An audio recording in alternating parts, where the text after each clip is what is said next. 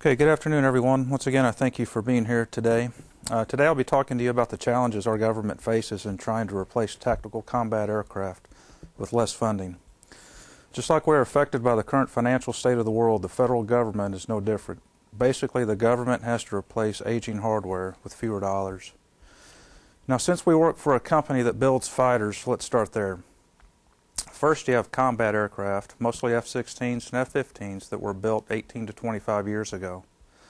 These aircraft have served their purpose longer than anyone ever expected, and with that, the cost of maintaining these aircraft has also increased.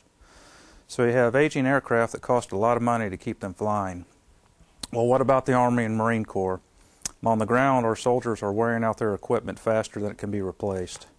That causes our National Guard and Reserve forces to be poorly equipped.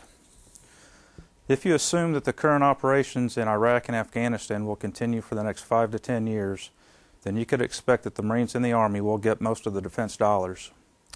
Now, if you look at the Navy, they are also using weapon systems purchased at the height of the Cold War. But instead of replacing trucks, tanks, and other ground vehicles, they are trying to replace subs, destroyers, and aircraft carriers. So the government has a real problem in trying to replace the aging equipment our men and women are currently using. And we haven't even touched on other issues such as poor living conditions on military bases and the inadequate medical services given to our veterans.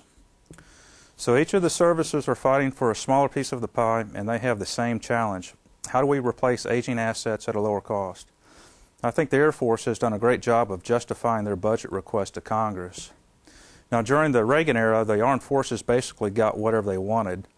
But when the Clinton administration came in, hardly anything was spent on defense. The Air Force refers to this era as the procurement holiday. But these days, the services must justify their budgets to Congress and the taxpayers. So what has the Air Force done to state its case for getting funds to replace aging combat aircraft? Well, they got the Army and Marines on their side. How? Well, what they did was to get the ground soldiers to understand the importance of tactical combat aircraft. Did you know that we have not had a single combat casualty caused by an enemy airstrike since the Korean War? This is what the Air Force refers to as air dominance. The fuel in the skies and the soldiers on the ground cannot become targets of enemy aircraft. Okay, so what else is important to the soldiers on the ground? It's close air support. When our troops are in a bad situation with the enemy closing fast, they really like having the ability to call in an airstrike against enemy positions. Sometimes those enemy positions are within hundreds of yards of the soldier calling in the strike. Now, what about the taxpayer? Okay, so I work for a defense contractor that builds tactical combat aircraft, therefore I want the Air Force to buy as many as possible. Not really. Sometimes we forget that we are taxpayers that happen to work for a defense contractor. So the taxpayer in me says justify the quantities you are asking for. Probably the greatest thing the Department of Defense has done is to develop the Joint Strike Fighter, an aircraft that will be used by the Air Force, the Navy, and the Marine Corps, along with NATO forces around the world.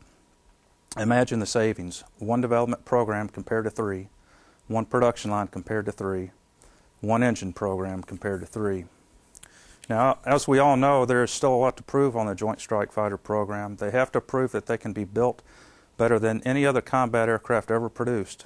They have to prove that they can perform more missions per day than the aircraft they are going to replace.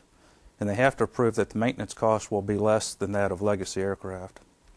In closing, the Air Force can replace aging aircraft with fewer defense dollars.